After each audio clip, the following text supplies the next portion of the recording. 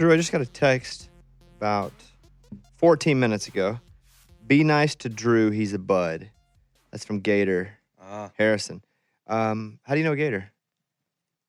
Like typical radio stuff, or do you guys like have any history of doing anything social golf? Golf, yeah. Really? Yeah, we live both on the same side of town. So, oh man, that's forever.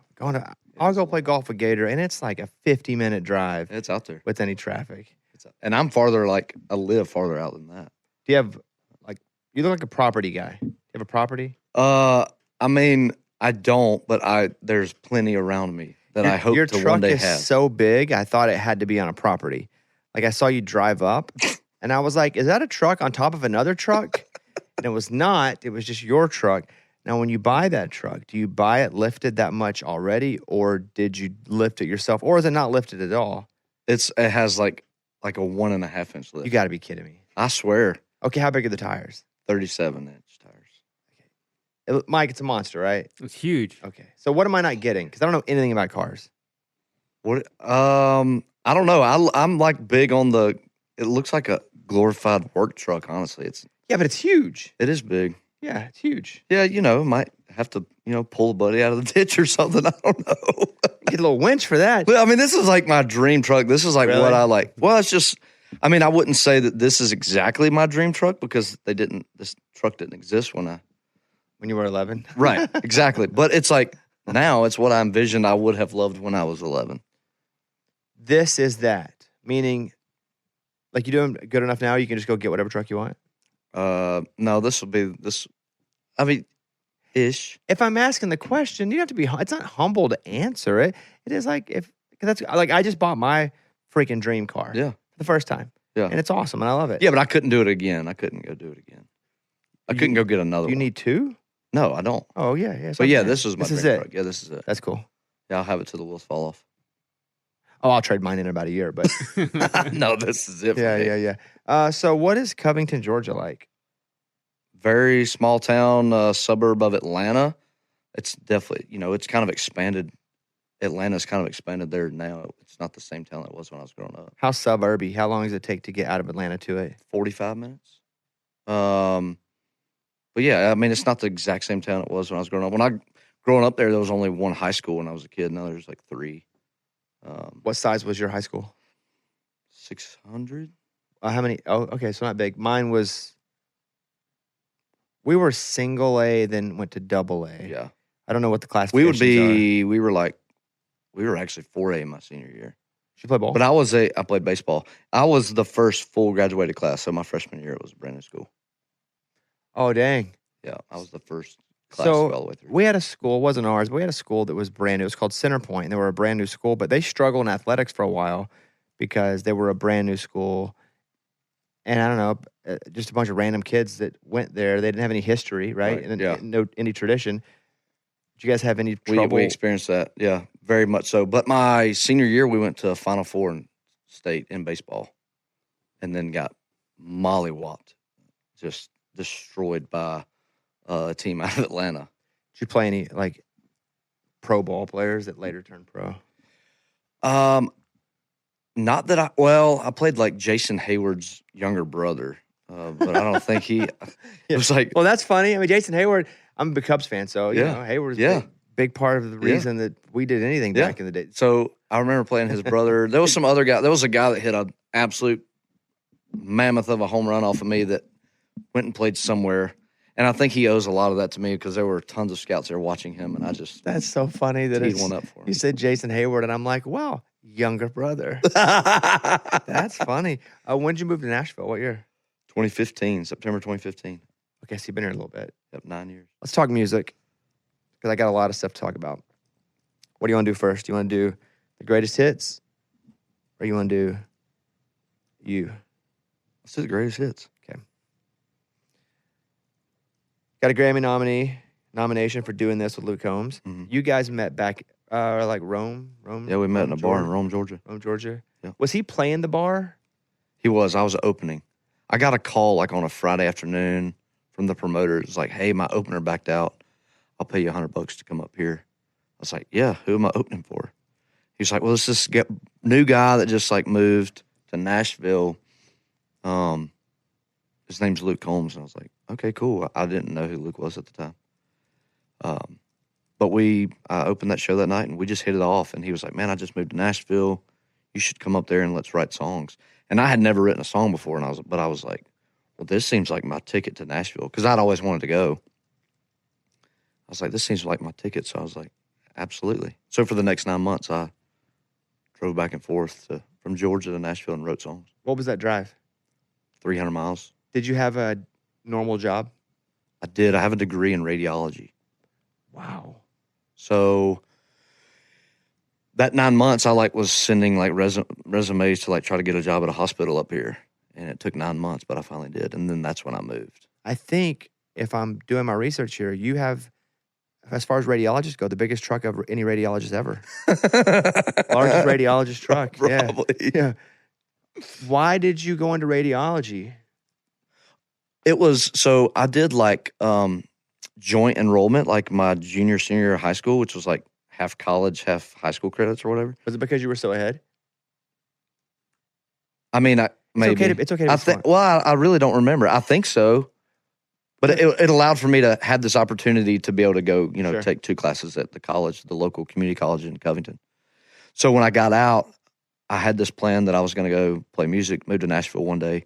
So I kind of looked into what are the credits that I've earned at this point that I can get through something quickly, right?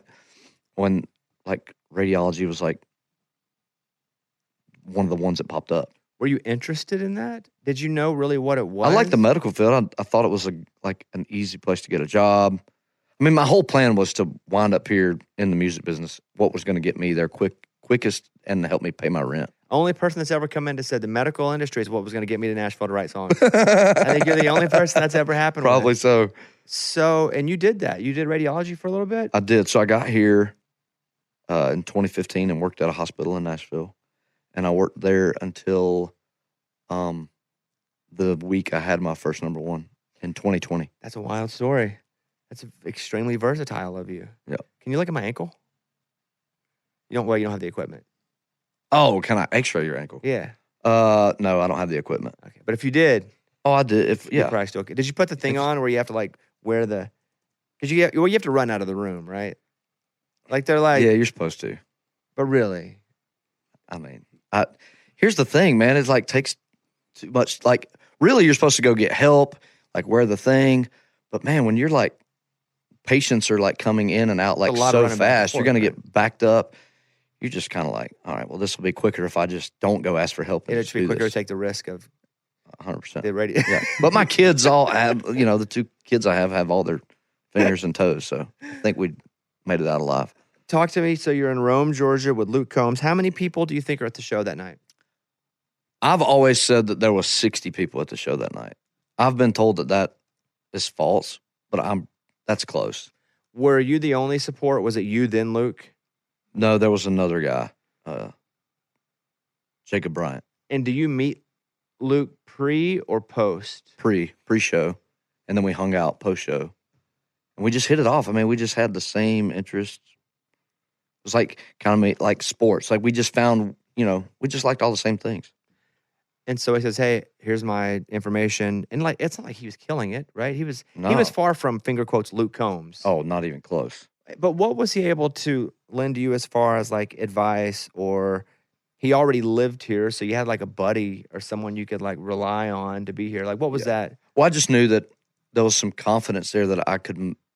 I mean, it's also you hear somebody that you're a massive fan of, and you're okay, that guy's good, and the person that you think is good is telling you you're good, so you're okay, well, there's a little validation there. He respected your music as well? Yeah. That's pretty cool, because even before he blew up, you would hear him sing, and you would go, oh, yeah, he's really good. I remember it was the first time that I heard him sing, it was again, this is before he even had a hit song.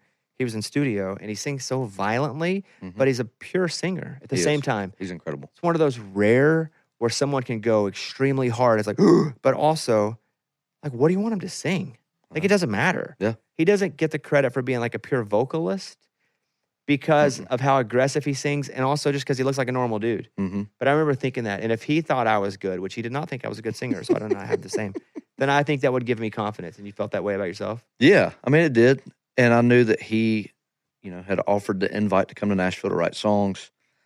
I knew that that's kind of not an inn in town, but like that's kind of where you start. Like when you get here, you write songs. So here's a guy that lives in Nashville doing what I want to do, who is inviting me to write songs. And so I take that opportunity. What was home like for you growing up? Your parents, were they together? Are they Yeah. alive? Yep.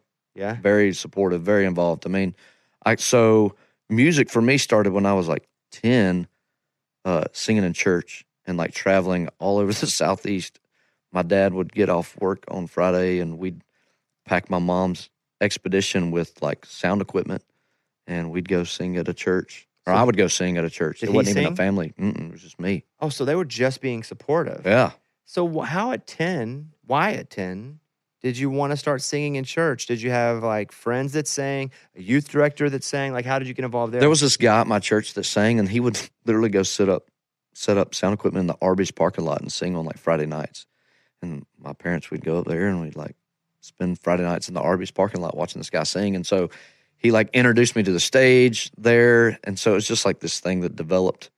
And just one thing led to another. My parents, always, I wouldn't say they pushed me to do it, but they saw that, it was something I wanted to do and whatever it took for me to be able to do that. Super encouraging. Oh, very. Are they so proud of you now? I'd like to think so. Yeah, I think so. Because I think that would be pretty cool to have somebody that you know and love kind of risk it all. This is a wild industry where almost nobody makes it. Yeah. And if you do make it, you know what making it is? If you actually make it, it's just paying your bills. Like that's been my goal. That's the only thing that's ever been my goal is to provide for my family doing what I love. So whatever that meant. Anybody that can do an art they love and support themselves, like to me, that's making it. That's it. And the fact that you've been able to, because you said you hadn't really written any songs, right? Not really.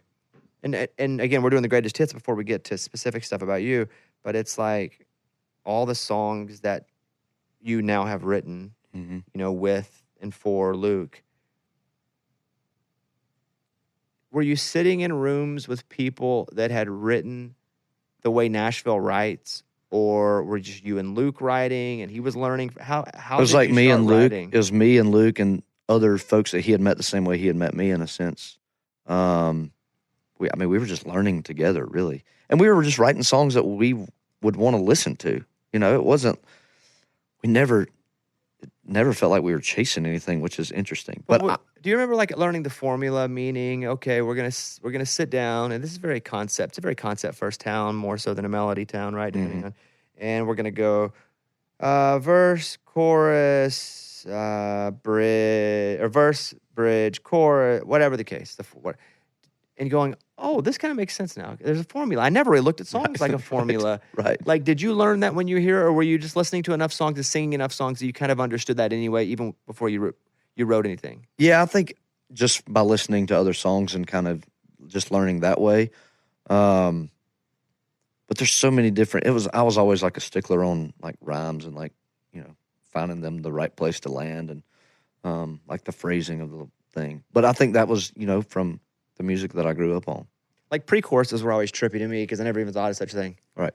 Because I knew choruses and then but I was like, oh, pre-chorus. Pre-chorus is just the thing that helps you, like the end of your verse doesn't quite carry you into the chorus, so you're just like, well, we need to make something up that gets us to the chorus. Yeah, but that we can repeat. Right. That people will also sing. Did you, let's take Luke out of this, write with anybody where you're like, holy crap, I think I just took a lesson in writing? Early on, like Ben Hayslip. Yeah, he was one of the guys that wrote with me early on. There was a few, but I mean, for the most part, it was just people that I was meeting, going to songwriter rounds. Yeah. And, I feel like I've been fortunate in my time here. Like, so we semi-launched like a secret project. And what do I know about songwriting? Nothing, except for I wrote comedy songs, right? Yeah. Very different. I can write verse, chorus, bridge, chorus. As long as it's funny, it doesn't matter. Right. And as long as it grows. But me, Ross Copperman, Nicole Gallion, we got together and we're like, we're going to create this cartoon, kind of like the Mike, who is Feel Good. The Gorillas? The Gorillas. Kind of like the Gorillas. Okay. Actually, what had happened was I'd seen a thing on like 60 Minutes where in Japan they have a hologram that does like 10 at once. And I'm like, oh, this is how we make money. Holy cow. So I went to Ross and I was like, well, let's write a bunch of songs, not really knowing anything other than writing comedy songs. I was like, we're going to build this hologram. And it's going to open for everybody at once. And we're going to sit home and count our money. That's brilliant. And so he was like, let's go. And so we got Nicole and we went and wrote every week. And I remember just going, oh, I had no idea. Like I thought I had an idea and I knew music. I knew how to write. But just like the precision of like really talented songwriters. And you're one of those now. But when I was newly kind of adopted into let's write this stuff, I was just like, oh, I had no idea you could do so many things with songs and concepts and turning meanings around and flipping things. Like I got a big lesson. Yeah. And I don't know where that came from for me. Like that's kind of always been like what fires me up is like trying to find an idea that can be flipped. Now we get in rooms and we're like, well, let's not do there's no reason for us to do the trick. You know what I mean? Right.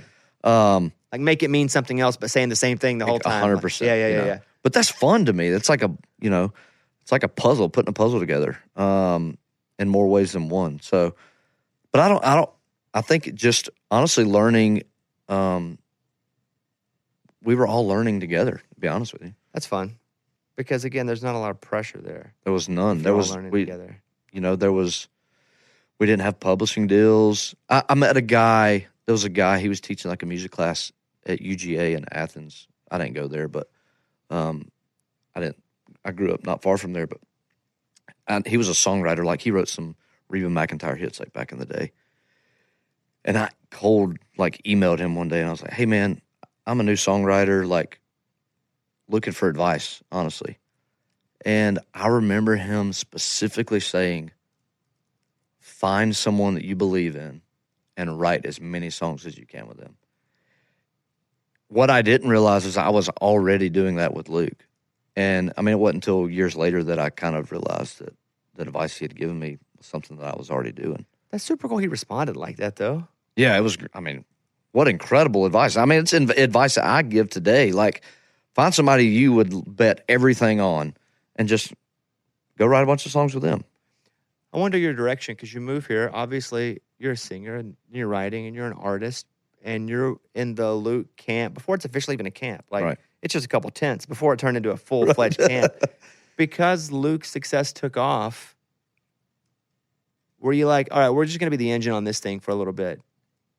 Yeah, for sure. More so than I'm going to take and go because it is a grind to be an artist, a new artist, because you have to do radio tour. You got to be gone a lot, making no money. Yeah. But now the group that you had cultivated with like-minded people that all enjoyed writing together, that started to hit. Did you make a conscious decision of, all right, I'm still going to play, but I can't really go and pursue this full artist thing because I really believe in what we're doing now and I want to get out of it what I can? Yeah, that was definitely part of it. But it was also just, I was still learning and preparing myself for who exactly I wanted to be as an artist. And I mean, that being an artist is exactly what I moved here for. I wanted to sing and I wanted to play shows and I wanted to be an artist. Songwriting was like a gift that I discovered God had given me, like kind of after I got here. It just kind of happened, right? But once started having cuts and that kind of thing, you kind of go through your head of like, okay, now do I really want this thing or is this good enough? And ultimately I decided that how bad I wanted to be an artist. But I still think about those moments, and there's pivotal moments of like holding on to a song or, letting a song go. But yeah, it was a fun time and still is a fun time to be involved in that, the songwriting process, writing songs for other folks too. You mostly write for yourself now? No. Really? I mean, when I was working on this record, I mean, I was writing pretty hard for myself, but that was the first time I'd ever really written for myself. Even like all the EPs that I'd put out, that was just me writing songs, just trying to write a good song. And if it wound up with somebody, that was fine. And if it didn't, it was, I was going to be able to record it. A couple things that stand out to me from what you just said. The maturity to go, I'm still finding myself as an artist because I did not, have never had that. I'm just like, I know who I am. I'm about to find out who I am. I'm lowering my head and going full speed into everything. And what you just said, you're like, I'm still kind of finding myself as an artist. So I was here and you were investing time in learning how to write. Like, that feels pretty mature for somebody that was in their 20s, because I thought I had it all figured out. Yeah. I mean, I have my wife to thank for a lot of that. I mean, I've been married pretty much ever since I got to town. So I didn't have anything that I had to say. I mean, I really didn't. And I was just kind of preparing myself for those moments and making sure that that's exactly what I wanted to do. And I mean, it kind of goes back to, I wanted to be able to provide for my family. Well, when you're getting cuts for other artists and getting radio singles, I mean, it's easy to go, okay, well, I'm providing for my family doing this. But now is it what I want to do? And, you know, having this success as a songwriter kind of freed up being able to go not make any money being an artist. When you quit your job in the hospital, what did you need to happen, and what did happen for you to be able to do that? So it was, I made a deal with the boss at the hospital that if I ever got a number one song, that I would come work one more shift and then I'd be done. That's an awesome deal. Yeah. And I'm telling you this right now. Her name is Tracy Lineberger, the greatest boss that has ever walked the face of the earth. Anytime I needed off to go play a show for $100, she would let me. I mean, she was the best. So I'd made this deal with her March 22nd of 2020. I got my first number one, Homemade by Jake Owen. I called my boss. I said, hey, I'll be there tomorrow, but that's going to be it. I got my first number one. She was like, congratulations. Was she tracking it with you by any chance? Yeah, she knew. I mean, she knew. That's awesome. Yeah. And the whole, I mean, even the folks I worked with were like cheering me on, you know? And so I called her. I'm like, hey, I'll be there tomorrow, and that's going to be it for me. And I worked like second shift, so I would go in at like from 3 p.m. to 11. And so that day, Monday, I'm getting ready to go work my last shift at the hospital. I'm in my bedroom putting scrubs on. By the way, this is March of 2020. I mean, working in the medical field is chaos. And I'm putting my scrubs on. My wife walks in the bedroom and tells me that she is going into labor. So I had to call my boss and say, actually, I am on my way to the hospital, but it's not to work. And dude, the boss met me at my car, helped me and my wife get into the hospital, and I still owe her technically that last shift. But that's a great story. Yeah. Homemade changed Jake's life. It really did. Changed mine too. Yeah, it's such a great song, and I can speak to it on. We're close to that family. Yep. And Jake had a ton of success, and I think Jake was then trying to find himself as an artist. That song kind of put him back on in a major way. Mm-hmm. And I remember the first time that he played it, I was like, oh God, dang! And it's that trick. He did the trick in it too. You know, talking about the trick. Yes. Yep. That's it. It's homemade, but homemade, and it was such a big song for his career. Still is. But I guess, I mean, I've never spoken to you about that. So tell me the story about that song. If there is one, was it a note in a phone that somebody brought in? Was it one of these, like, this is so good? Or was it just one that you just sent off to the publisher and, like, who knows? Yeah, I had Jared Mullins and Ben Goldsmith on my calendar that day, and I had never written with either of them. And so we get there, and Jared's like, hey, I got this idea called Homemade. And just immediately I was like, thank you, Jesus. Like, this is, I mean, I think every good song starts with a great idea. And I immediately knew, and I was like, Home made me love a dirt road. And he was like, yes. And so then I knew that we were on the same page about what this idea was supposed to be. So we start working on it. We write like a verse and a chorus. And if you listen to that chorus, it says homemade 50 billion times in it. So getting those to like land in the pocket in the right place was like kind of hard and like tripping us up a little bit. And we had the whole lyrics. The melody was pretty much mapped out, but it wasn't like nailed, and we were like struggling pretty good on it. And Jared Mullins goes, hey, I was with Bobby Pinson last night. What if I call him to come help us? And I was like, I mean, I'm a new writer in town pretty much. And I'm like, Bobby Pinson? Yeah, get him over here. I've never written with him. But obviously hero writer of mine, you know. And hilarious. Yes, funny guy. So he gets, he was actually bush hogging. He was like, send me the work tape. So Jared sent him the work tape of what we had, verse and chorus. He called Jared back and said, I'm on my way. And he got there, and we finished it. It was a crazy moment in my personal life with my wife. I was there. I had never written a song. I mean, usually it's like, you know, maybe on average, I would say 3 hours to write a song.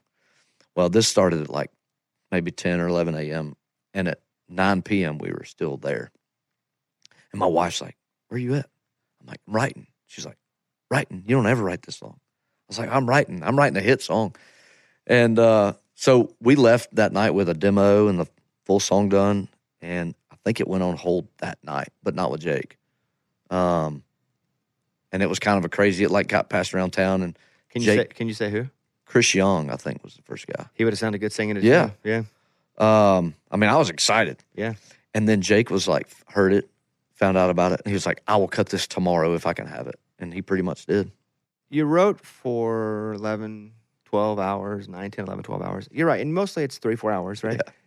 Were you grinding away at it because you believed it so much? Or were you grinding away at it because you wanted to finish it?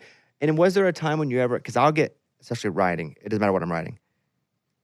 If I'm in it enough, I start to lose what, I've lost if it even feels good anymore. Same. And I've got to go, I just have to believe my instinct at the beginning of this and finish it, even though I don't even understand why it's 100%. Even good. I do that a lot, and that's, you know, that's a tough thing. This was different.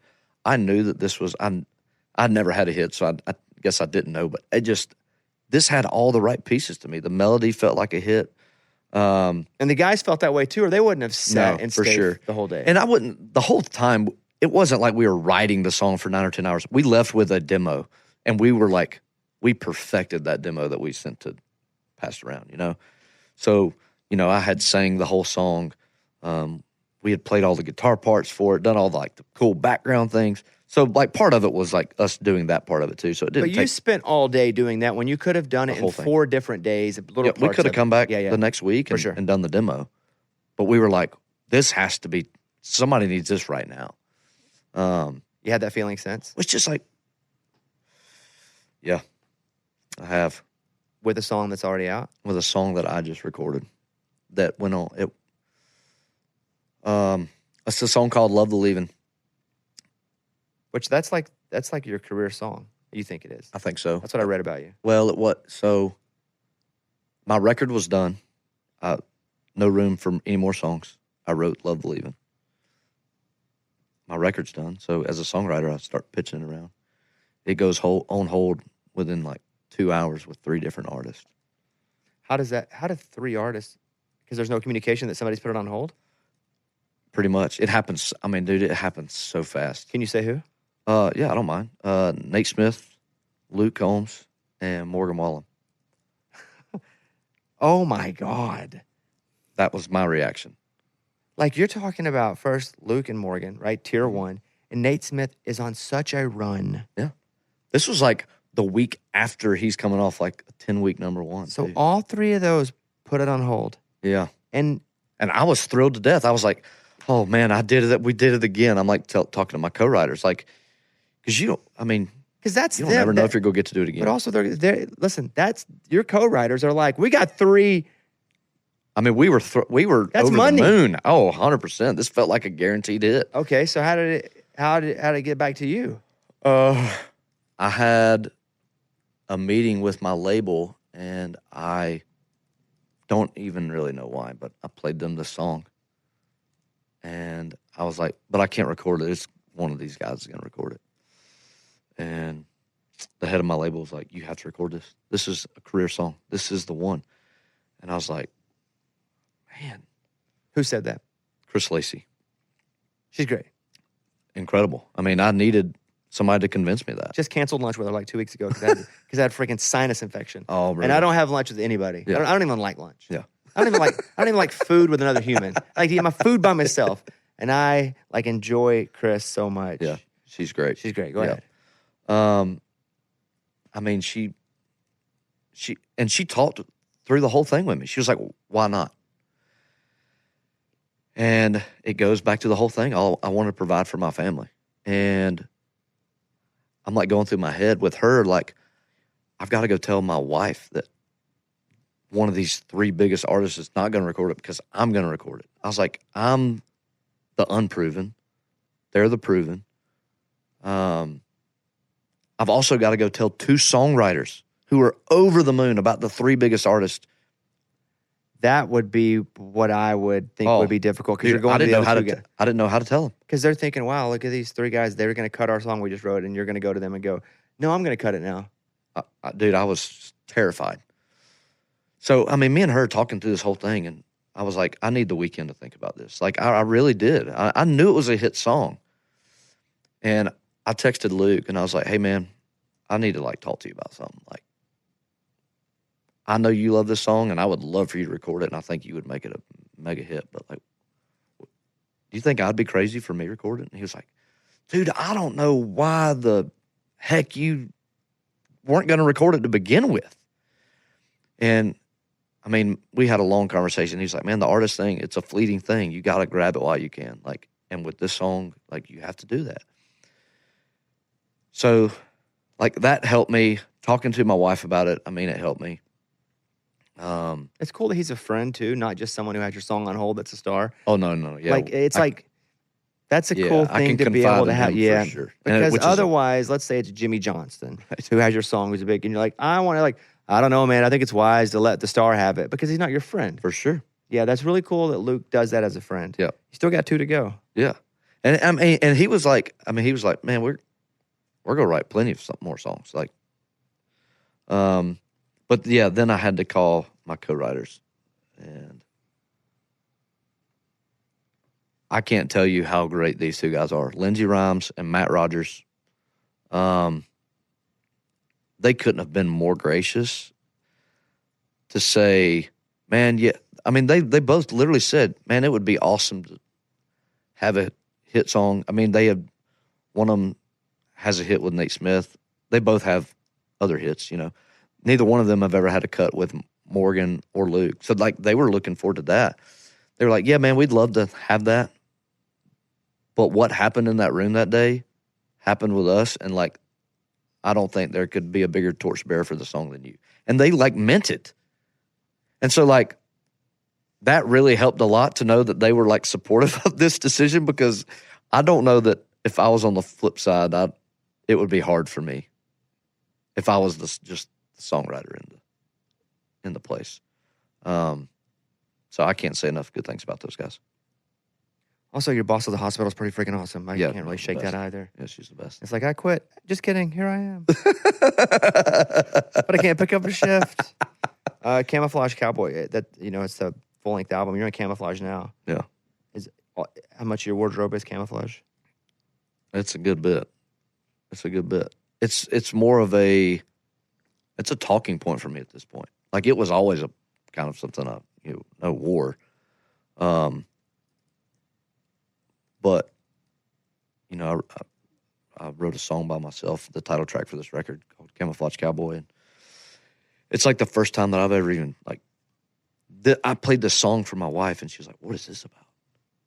And I was like, well, we need to talk about some stuff.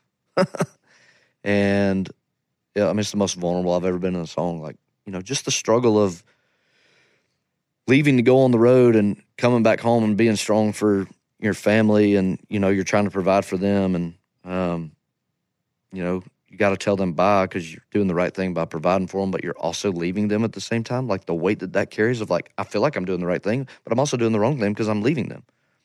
And when you're, you know, your daughter's, like, crying because you're getting on a bus, it's like, I mean, that's the part, you know, nobody talks about or tells you about when you sign up for this, you know. And so that was kind of what I was writing at when I was writing about this song. There's a hymn at the very last track. One of the last tracks, like maybe last track? Yeah, last track. Traditional hymn. Yep. Other than that, when I was looking at the notes, I think, did you write all but one of the songs? Two. Two? There's 2 I didn't write. I always like it when someone who is a really great songwriter takes a couple cuts that they didn't write. Like, I feel like that is so respectful to the songwriting community. Oh.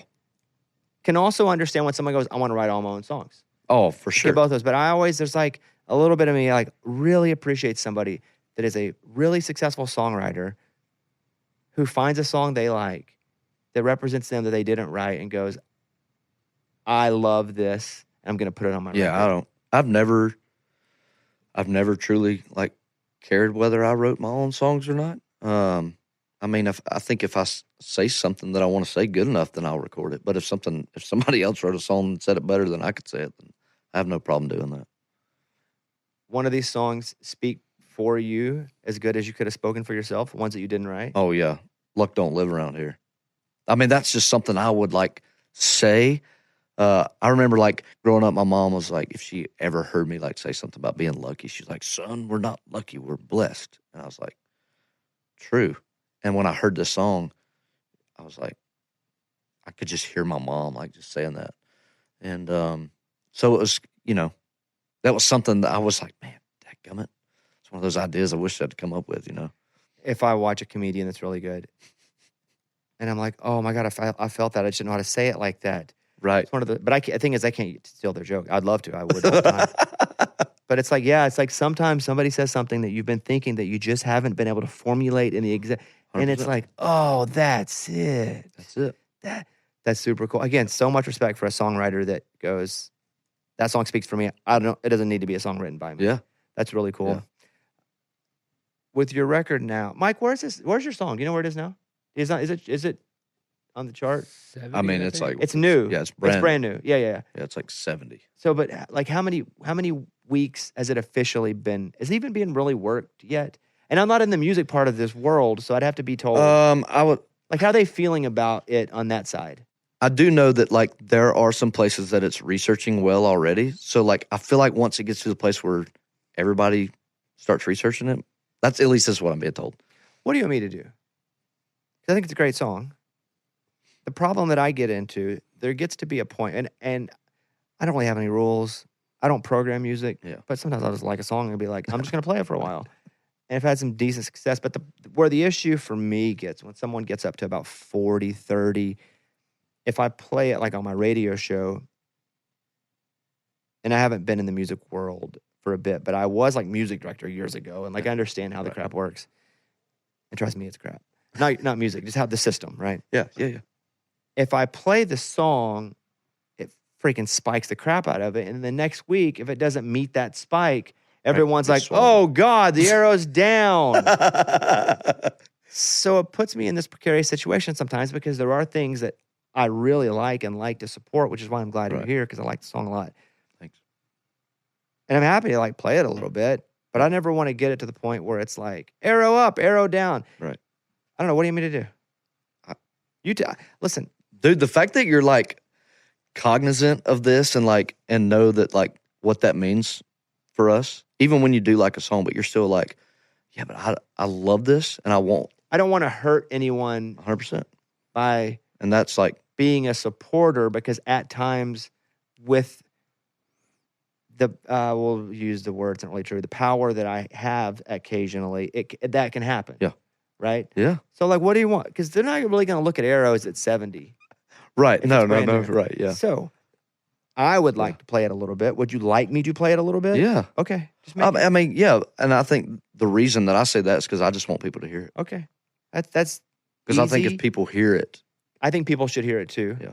But I never want to be like, oh, guess who you screwed today? Drew. I'm like. Dude, I would never think that. And it's also not 30s and 40s. When it gets there, it gets to be different. Right.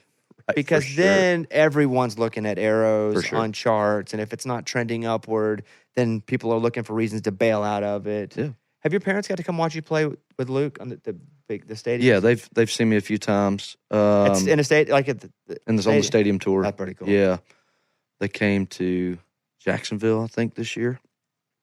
But yeah, I mean, I can't say enough about them. I mean, if I play at the Grand Ole Opry, no matter what's going on, they are there. They haven't missed. And like growing up, they didn't miss a single show. And I think the hard part for them was like when they got to where they couldn't go to every show. I think that like kind of like bothered them a little bit. So anytime I play the Grand Ole Opry, they have not missed a single one of those. Even when I'm like y'all got stuff going on. You know what I mean? Like Me and my wife, we have a newborn month-old baby at home, and they came up for that. And then the very next Saturday, I was playing at the Grand Ole Opry, and they came back up. Really? And I was like, dang. Drive it? Yeah. That's labor. Yeah. For Driving sure. it. I mean, that's, so I got a couple thoughts. One, let's put it in the national countdown, Mike. Made a note already. Okay. So we're going to. Love that. Yeah. It'll be a big. Dude, that's awesome, man. Bunch of countries do that too. Like not America, other countries. Yeah. I mean, obviously other countries. But you know what I mean. Secondly, when you have your first artist number one, how beautiful would it be to play in that Arby's parking lot? Oh, dude. As for social media content. Like, it's the greatest. That would be awesome. Because, and it's not even so much about everybody from Nashville coming down. Fun fact, the Arby's is in the parking lot of the Kmart where I met Ryan Klesko, too. Same, like, little spot. Fact could probably be left out of the media clip there, but still. Right. Like, how cool would that be? And you tell this, it's like, I was on American Idol for a bunch of years, and, we do these packages, or it's like, this person, it's like, I used to come and watch you play, and then you play to, like, your home. Oh, that'd be legit. It would be awesome, man. Like, social media, legit content. You can't start thinking about it yet, though, because you'll jinx it. I got to do it on a flatbed trailer, though, I think. Did he plan a flatbed trailer? It was a flatbed trailer. See, I would watch that content. And I don't watch a lot of content. My TikTok, you're on TikTok. I mean, I know you're on it, but I mean, do you spend time on it? Like watching it? I do. What pops up in your algorithm? Ooh. Like probably video game stuff. What do you play? Call of Duty. Okay. Or NASCAR. I'm a massive NASCAR fan. My algorithm's a lot of baseball card stuff, but I collected cards as a kid, then never really collected again. Oh. Until like the last few years, and now I get obsessed with it, everything. If I get into anything, I have an obsession with it. Do you have that tendency at all? Oh, yeah. If I commit to something, I'm like way in, like more than I should be. Like in 2020, I bought like a NASCAR racing simulator and got like way into that. Can you compete online? Yeah. Yeah, that's cool. And it's awesome because it's like legit competition. Does Kane have one of those? I think so, yeah. He was talking about like he hurt his hand or something. Yeah. Was it Kane, Mike? He was telling me. I think he has one. Yeah, I don't remember him He has hurting one. something. And he was saying like you get in it, and it's it's legit. Like his is way more legit than but mine. Do you get tired driving it? Or is it like? Well, I would never commit to like probably those really long races. I mean, you can do. I'm more like maybe a 50 lapper kind of guy. Like I think if you make a really bad crash, it should like break your leg. Like you should really commit. Like it would. I mean, the wheel is like the feedback in the wheel is like strong enough. It could like tear your wrist. Could you be a race car driver? I've been told by some race car drivers that I would be all right. That's cool. That's that movie. I don't know that I have the balls to do that though.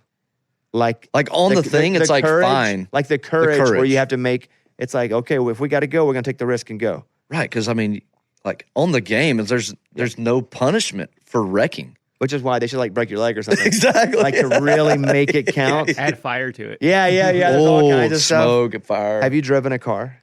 I have driven a race car, yeah. Cool. Yeah, it was good. I think I did like 167 miles an hour. You went hard. Where did you do that? Atlanta Motor Speedway. There's a track here, and I went out and drove a long time ago Borchetta's car. I don't even know why. I don't even like driving car. I don't like driving my car. And he's like, do you want to drive? And he put the suit on me. And I got in that thing, and I was flying. I was like, how fast was I going? He was like 62. But it was just hard to drive. Like it was physically hard to drive. Yeah, that's crazy. I thought I was flying. I don't think I was even breaking the speed limit to get to my house when I was driving the thing. Yeah, that's cool. You have a favorite driver? I really don't. I have drivers I don't like. We've had some come in on the show, and I don't know much about NASCAR. I'm a massive sports guy, and we do a couple different sports shows. But I don't know much about driving. Do you want to say the drivers you don't like? Because it doesn't mean you don't like them as a person, but you don't like who they are publicly. Right. You don't have to. Don't. Yeah, I don't know if I want to. I was doing a show once, and I wish I knew the.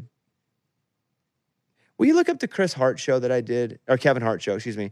And there was so I did a show, and Kevin Hart was hosting it, and there was a race car driver. I didn't know who he was. And we're all on Zooms in different places, like a trivia game. I think it was on Peacock or something. I didn't know who the guy was. And I didn't say I didn't know. I'm just so stupid with race car drivers.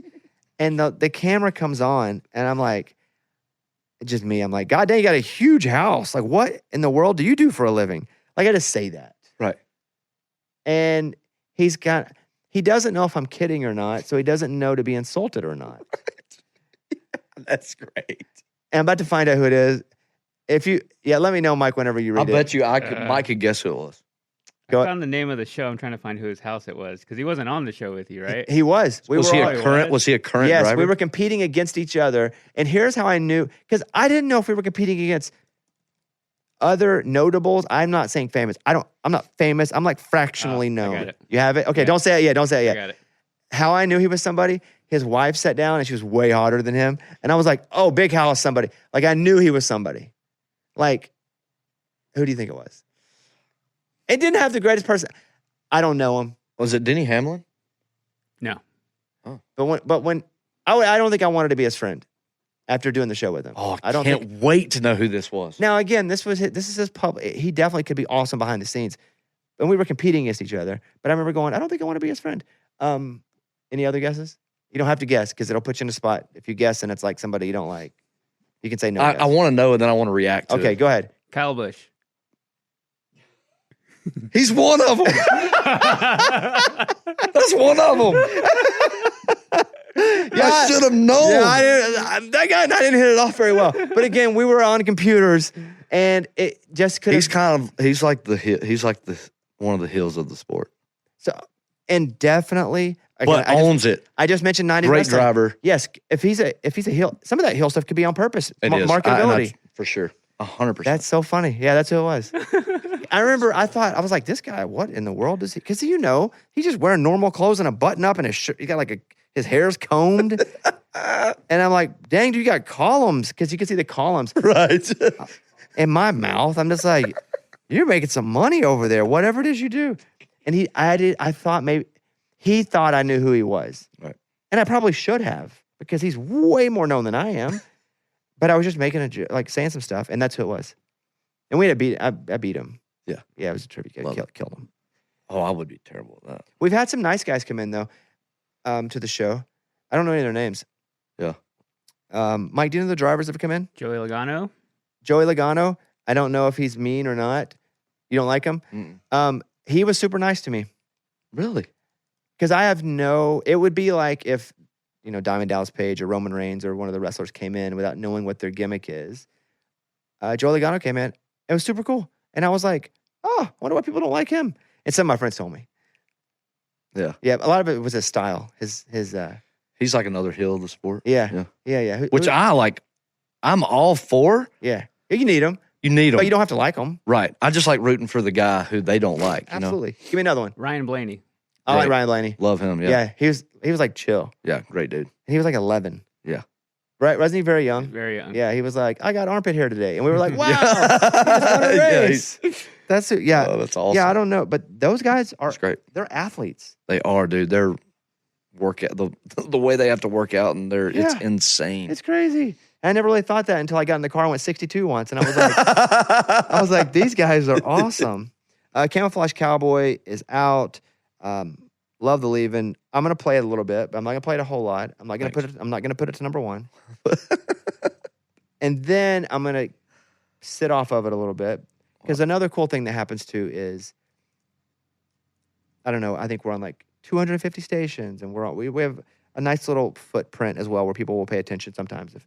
And maybe it helps too with people just going, oh yeah, because sometimes it's just about getting stuff in front of people, and they don't even know they like it yet.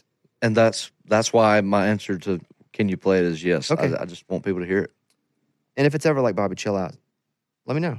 I wouldn't tell you that. Because I'm going to cover it and put it out myself, my own cover, my own version. Please do. Please do. I really enjoyed spending time with you, Drew. You too, man. You guys can follow Drew on Instagram. We mentioned it before Drew even came in, but it's Drew Parker Plays. Drew Parker being such a common name, you couldn't just get Drew Parker?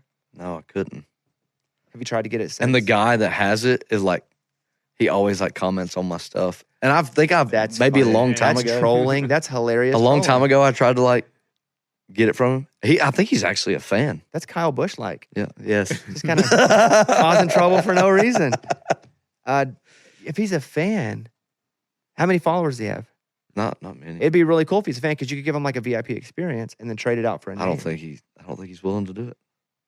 DrewParkerMusic.com, and then the same as TikTok. And the thing is, with any of the social media platforms, now you must have the same name everywhere. Even if Drew Parker existed. Yeah, I wouldn't go do it. I know. I felt the same way because I could have got Bobby Bones on a couple, but the people, who wants to name themselves Bobby Bones? It's a stupid name. But there were a couple people that were using it. And so I had to be Mr. Bobby Bones. So I just universally am Mr. Bobby Bones. That's it. But I feel so like adult. Yeah. Like Mr. Acknowledge my Mr.ness. Yeah. Where I wish it were just like at Bobby Bones. At Drew Parker Plays. And I'm looking forward to seeing the success of the song. I love the story.